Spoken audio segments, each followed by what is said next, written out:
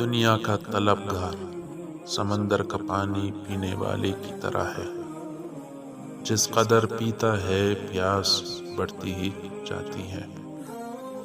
کسی کی پہچان علم سے نہیں ہوتی بلکہ ادب سے ہوتی ہے، کیونکہ علم تو ابلیس کے پاس بھی تھا لیکن وہ ادب سے محروم تھا۔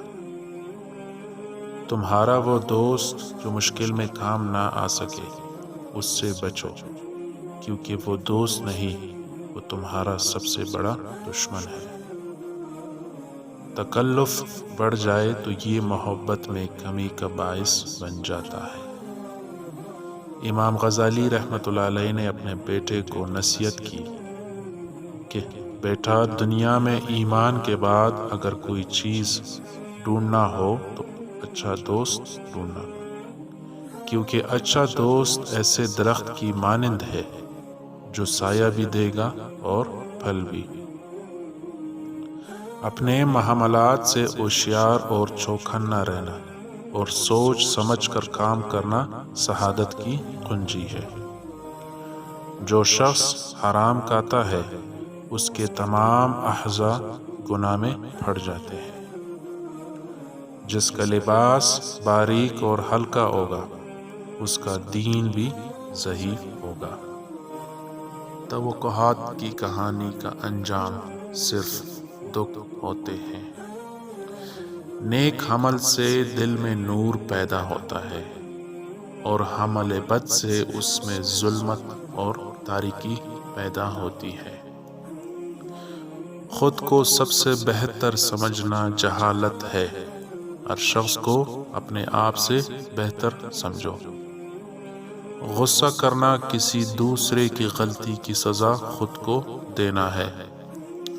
بے شک گناہ کرنے سے دل کالا ہو جاتا ہے، اور دل کی سیاہی کی علامت اور پہچان یہ ہے کہ گناہوں سے گھبراہٹ نہیں ہوتی، اطاعت کی سعادت نہیں ملتی اور نصیحت اثر نہیں کرتی۔ جو آخرت کو دنیا سے بہتر جانے وہ ایمان والا ہے۔ کلام میں نرمی اختیار کرو، کیونکہ الفاظ کی نسبت لہجے کا زیادہ اثر پڑتا ہے۔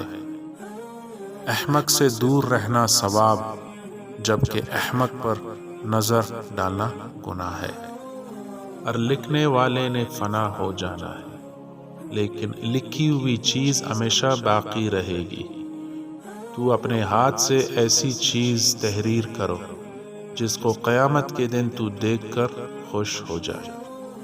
عورت کی بدخلقی پہ صبر کرنے والا حضرت ایوب علیہ السلام کے صبر کے برابر ثواب پائے گا۔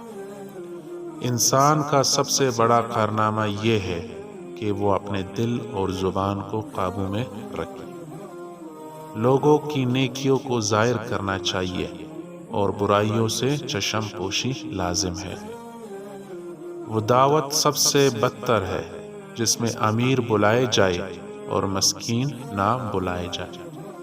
اگر رزق عقل اور دانشوری سے ملتا تو جانور اور بیوقوف بھوکے مر جاتے۔ سخت کلامی سے ریشم جیسے نرم دل بھی سخت ہو جاتے ہیں۔ حقیقی علم وہ ہے جو اپنے آپ کو یا دوسروں کو فائدہ پہنچاتا ہے، نہ کہ وہ معلومات جو محض حفظ ہو۔ اس شخص سے محبت نہ کرو جو اللہ سے محبت نہیں کرتا۔ اگر وہ اللہ کو چھوڑ سکتا ہے تو تمہیں بھی چھوڑ دے گا۔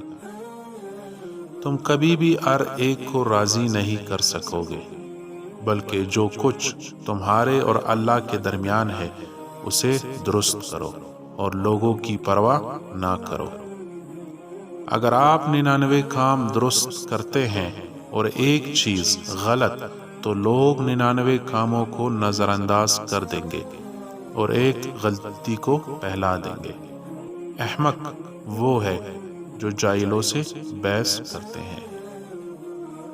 مال زمین پر پیچھے رہ جاتا ہے، جبکہ عبادت قبر میں تمہارے ساتھ جاتی ہے۔